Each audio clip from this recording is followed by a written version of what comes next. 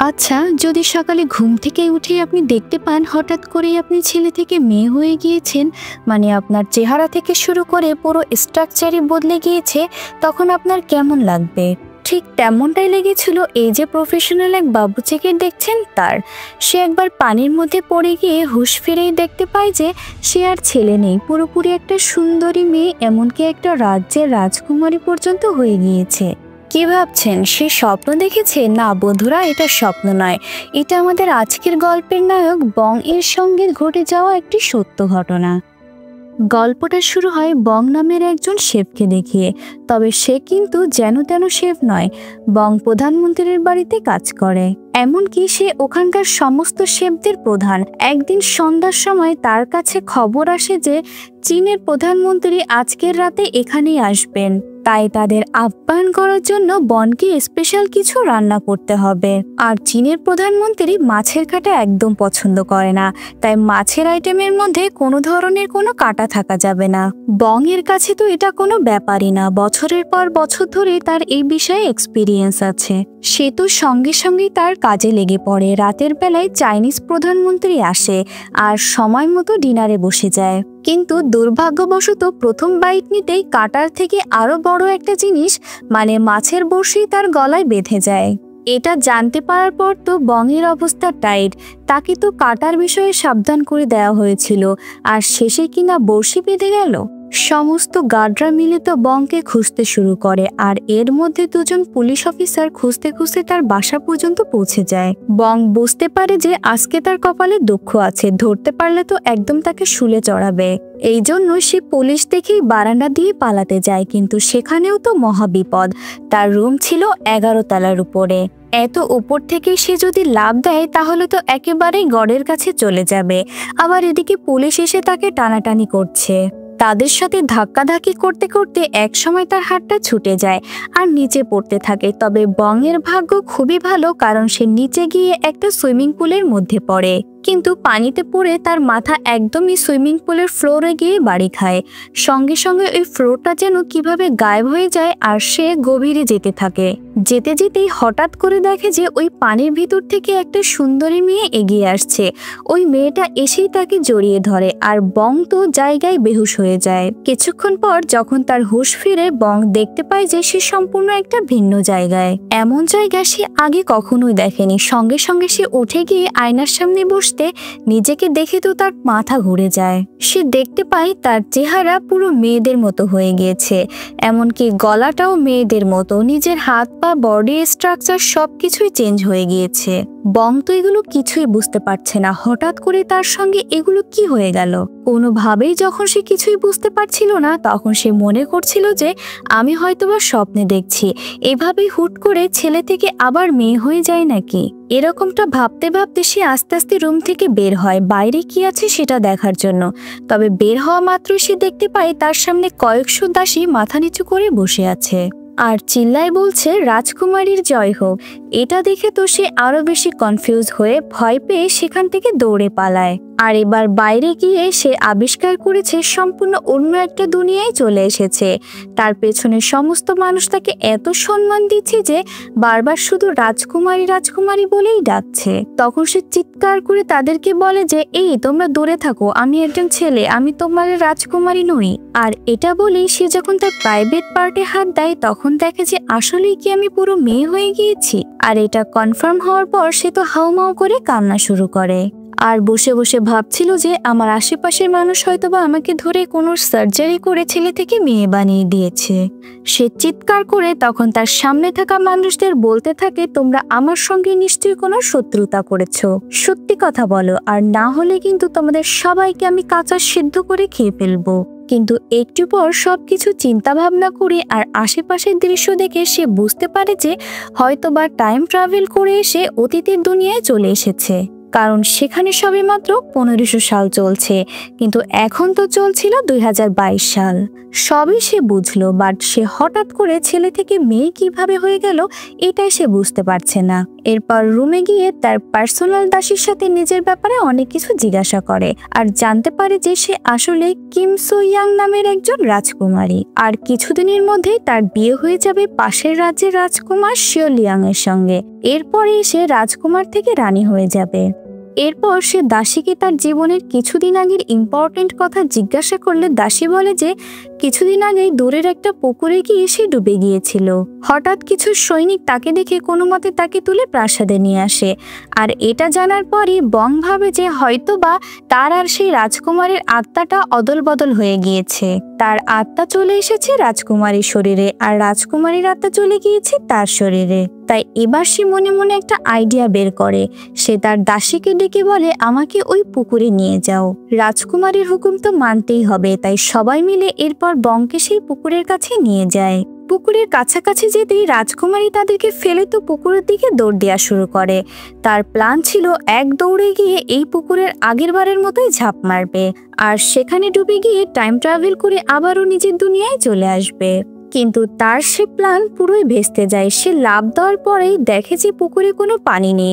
সে উষ্টা খেয়ে পুরো কাদার মধ্যেই পড়ে যায়। এটা দেখে তো সে আবার পুরো হতাশ হয়ে যায়।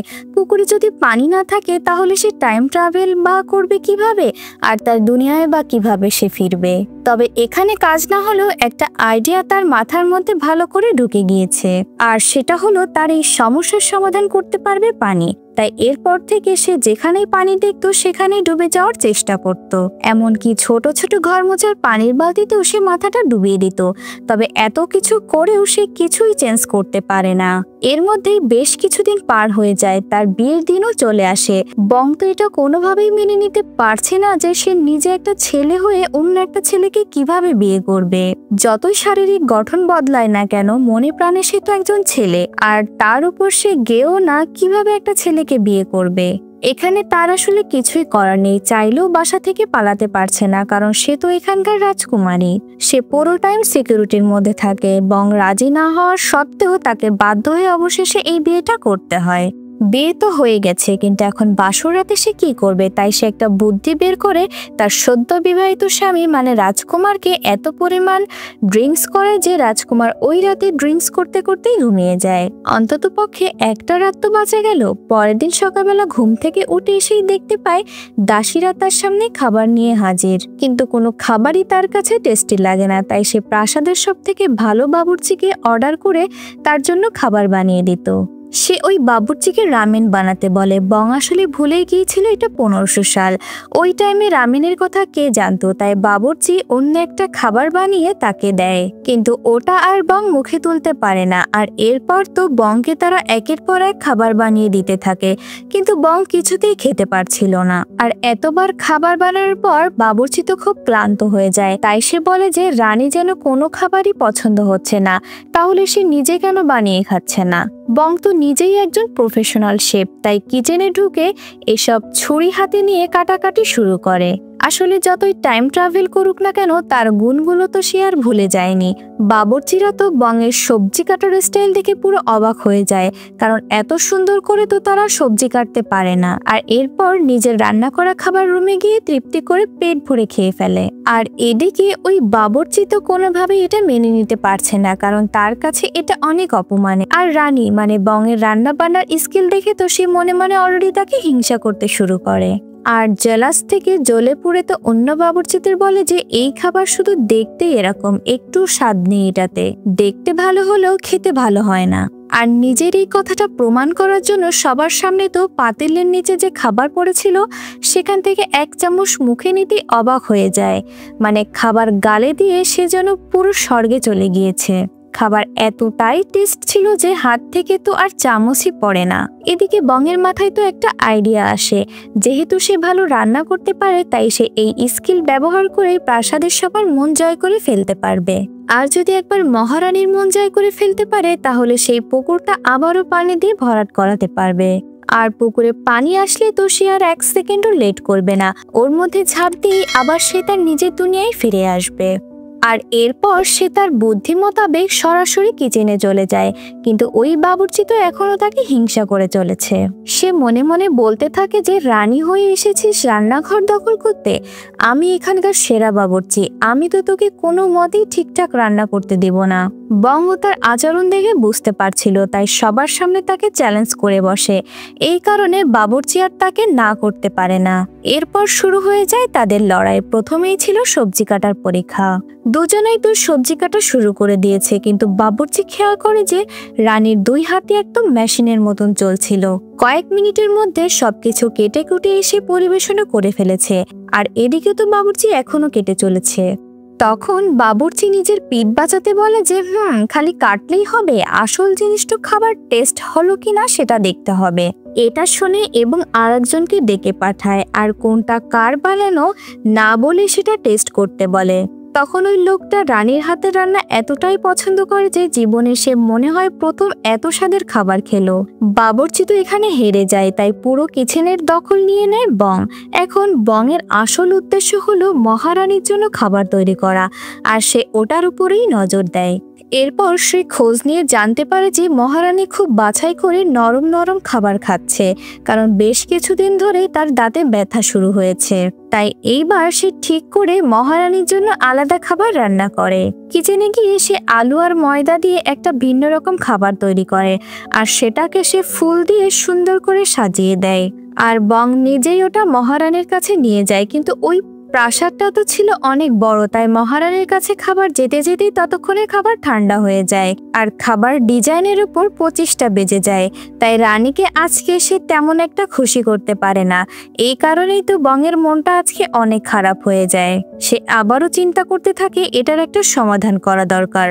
অনেকক্ষণ ধরে চিন্তা ভাবনা করার পর সে কিছু মিস্ত্রি ডেকে একটা কাঠের সুন্দর বক্স বানায়, যাতে সে ওটা দিয়ে খাবার পরিবেশন করতে পারে। আর এরপর থেকে বং প্রতিদিন একটা একটা করে ভালো ভালো আইটেম রান্না করতে থাকে, আর দাসীদের দিয়েও মহারানীর কাছে পাঠাতে শুরু করে। মহারানী তো বেশ পেট ভরে এরকম টেস্টি টেস্টি খাবার খেত। এর কিছুদিন পরেই দেখা যায় রাজকুমার আশেপাশের সব রাজাদের সঙ্গে ভালো সম্পর্ক করার জন্য একটা দাওয়াতের ব্যবস্থা করে তার প্রাসাদে। ওই দিন রাতে অনেক গণ্যমান্য ব্যক্তিরা আসে, কিন্তু দুর্ভাগ্যবশত সেদিন প্রাসাদে থাকা সমস্ত বাবুর্চিদের ডায়রিয়া শুরু হয়ে যায়। কেউ তো রান্নাঘরে থাকতেই পারে না, ওয়াশরুমে দৌড়াতে দৌড়াতেই সবার অবস্থা টাইট। এখন দাওয়াতে তো সব মানুষ প্রায় চলে এসেছে, তাদেরকে না খেয়ে তো রাখা যায় না। তাই বং এই সিচুয়েশন সামাল দেওয়ার জন্য নিজে বাবুর্চি সেজে কিচেনে যায়। সেখানে গিয়ে দেখতে পায় রান্নার জন্য পর্যাপ্ত সবজিও নেই, তাই এখন তাকে যাই করতে হবে সেটা অনেক কম ব্যবহার করেই করতে হবে। তাই তখনই তার মাথায় আইডিয়া আসে যে এখন যেহেতু 1500 সাল, তাই কেউ বোধহয় চিপস কখনো খায়নি। চিপস বানালে এত সবজিও লাগবে না, আর সবাই একটা নতুন আইটেম ট্রাই করতে পারবে। আর তারপরে সে আলুগুলো খুব পাতলা করে স্লাইস করে সেগুলো দিয়ে চিপস তৈরি করে ফেলে। এরপর যখন সবার সামনে চিপসগুলো পরিবেশন করা হয়, তো সবাই অনেক হতাশ হয়ে যায়, কারণ দাওয়াতে এসেছিল তো ভারী খাবার খাওয়ার জন্য। তাই সামান্য একটা আইটেম দেখে তারা সেটা তেমন গুরুত্ব দেয় না। কিন্তু না খেয়ে তো থাকা যাবে না, তাই যখনই তারা চিপসে একটা কামড় দেয়, সবাই তো একদম ভিন্ন রকম একটা স্বাদের দুনিয়ায় হারিয়ে যায়, কারণ এরকম টেস্টের কোনো জিনিস এর আগে কখনো খায়নি। সবাই তো রীতিমতো ওই চিপসের ভক্ত হয়ে যায়, কিন্তু একটা চিপস দিয়েই তো এতগুলো মানুষের আর পেট ভরানো সম্ভব নয়, আরো অনেক বেশি আইটেমের দরকার। এরপর সে রান্নাঘরে গিয়ে চিন্তা করে যে বার্গার তো তারা কখনো খায়নি, কিন্তু এরপর সে টমেটো আর বিভিন্ন প্রকার মশলা দিয়ে একটা ইউনিক স্টাইলের বার্গার তৈরি করে। ওই বার্গারটা খেয়ে তো মেহমানরা বাবুর্চির এবার পুরোপুরি ভক্ত হয়ে যায়। কয়েকজন তো বাবুর্চিকে ধার নেওয়ার জন্যও বলে বসে। খাবারটা তাদের এতটাই ভালো লেগেছে, খাবার শেষ হওয়ার পরও তারা প্লেটে আর আঙ্গুল একদম চেটেপুটে খেয়ে নেয়। এরপর নেক্সট আইটেম মানে ডেজার্টের জন্য বং একটা চরম আইডিয়া বের করে। সে সবাইকে জেলি দিয়ে কুলফি বানিয়ে দেয়, আর বলে যে এই কুলফির ভান্ডারের মধ্যে সবার ভবিষ্যৎ লেখা আছে। সবাই তো এটা নিয়ে খুব মজা করে কুলফিটা খায়, আর এইভাবেই বং পুরো দাওয়াতটাকে নষ্ট হওয়ার হাত থেকে বাঁচিয়ে দেয়। মহারানী নিজেও তো তার কাজের জন্য অনেক খুশি হয়, আর তাকে যা ইচ্ছা তাই চাইতে বলে। বং তো মনে মনে এতদিন এইটারই অপেক্ষায় ছিল। সুযোগ পেয়ে সে বলে ওঠে যে আমি চাই ওই পুকুরটা আবার পানি দিয়ে আপনি ভরে দেন। মহারানীও তার এই ছোট আবদারটাকে সঙ্গে সঙ্গে মেনে নেয় আর সব দাস দাসীদের বলে যে সবাই ওই পুকুরে পানি দিয়ে ভরে দাও। সবাই তো বালতি করে পানি নিয়ে পুকুরটা ভরতে থাকে। এইভাবে কি এত সহজে পুকুর ভরা যায়? এই তো মাসের পর মাস লেগে যাবে পুকুর ভরতে। আর এই কাণ্ড দেখে বং নিজেও অনেক রেগে যায়, কিন্তু এখানে তো আর কোনো মোটর নাই, তারা কিভাবে দ্রুত পুকুর ভরে ফেলবে। তারপর এখানে বসে সবাই চিন্তা করতে বসে পড়ে। সে সমস্ত দাস দাসীকে একটা করে লাইন দাঁড় করিয়ে দেয় আর এরপর একজনের কাছ থেকে আর একজনকে শুধু বালতিগুলো পাঁচ করতে বলে। এতে করে আগের থেকে আরো বেশি গতিতে কাজ শুরু হয়, কিন্তু এতেও তেমন একটা কাজ হচ্ছিল না। বং বসে বসে এগুলো দেখে আরো বেশি হতাশ হয়ে পড়ছিল। এইভাবে অপেক্ষা করতে করতে সে নিজের দুনিয়ায় ফিরে আসার কথা প্রায় ছেড়েই দিয়েছিল। তবে এরই মাঝে হঠাৎ করে একদিন অনেক বৃষ্টি শুরু হয়। বংয়ের মনে তো আবারও আশা ফিরে আসে। সে তো মনের আনন্দে বৃষ্টির মধ্যে নাচতে শুরু করে। দেখতে দেখতে সেই পুকুরটা একদম পানিতে ভরে ওঠে। তখন বং পুকুরের পাশে বসে পাথরের নিচে নাম লেখে আর সঙ্গে সঙ্গে সে পুকুরে ঝাঁপিয়ে পড়ে। এইবার সে পুকুরের তলদেশ খুঁজে পায় না। সে নিচে ঢুকতেই থাকে আর ডুবতে ডুবতে সে আবারও আগের মতোই বেহুশ হয়ে যায়। কিছুক্ষণ পর তার হুঁশ ফিরে এসে নিজেকে হসপিটালের বেডে আবিষ্কার করে আর পাশে তাকিয়ে দেখে যে একজন পুলিশ অফিসার শোয়া। আর তখন সে চিন্তা করে যে হয়তো সেই মাছের কাটা বড়শির জন্য পুলিশ তাকে অ্যারেস্ট করে ফেলবে। তাই তখনই সে ওখান থেকে পালিয়ে যেতে চায়, তবে পুলিশ সঙ্গে সঙ্গে তাকে ধরে ফেলে। সে তো পুলিশকে ধাক্কা দিয়ে কোনো মতে ওখান থেকে পালানোর জন্য দৌড় শুরু করে। এরপর সে একটা বইয়ের লাইব্রেরিতে যায়। দ্রুত খুঁজে সেখান থেকে একটা ইতিহাসের বই বের করে আর ওখানেই দেখতে পাই সেই সাম্রাজ্যের কথা বর্ণনা করা যেখানে সে এতদিন রানী হয়েছিল। ওই বইটাতে রানীর কথা লেখা ছিল, মানে তখনকার সময় নাকি ফেমাস রাঁধুনি ছিল সেই রানী, মানে তার মতো রান্নাবান্না কেউ করতে পারতো না। এইসব পড়তে পড়তে বং হাসতে থাকে আর তখনই অফিসার এসে আবারও তাকে ঘিরে ফেলে।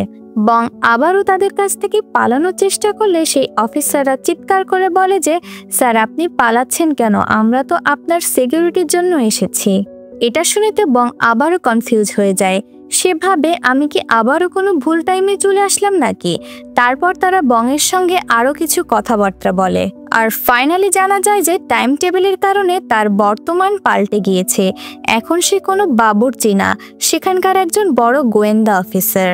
আর এরপর সে কম্পিউটার সার্চ করে দেখে যে আসলেই তারা সত্যি কথা বলছিল। কিছুদিন আগে বং একটা দুর্নীতিবাজ নেতাকে ধরেছে আর নিউজে এখন বারবার তাকেই দেখাচ্ছে। এরপর সে রাস্তায় দাঁড়িয়ে একা একা ভাবছিল যে অতীতের ছোট্ট একটা পরিবর্তন ভবিষ্যতে ঠিক কতটা ইফেক্ট ফেলতে পারে। সে নর্মাল বাবুর্চি থেকে এখন প্রফেশনাল গোয়েন্দা হয়ে গিয়েছে। আর এখানেই আজকে আমাদের এই সুন্দর মুখের গল্পটা শেষ হয়ে যায়।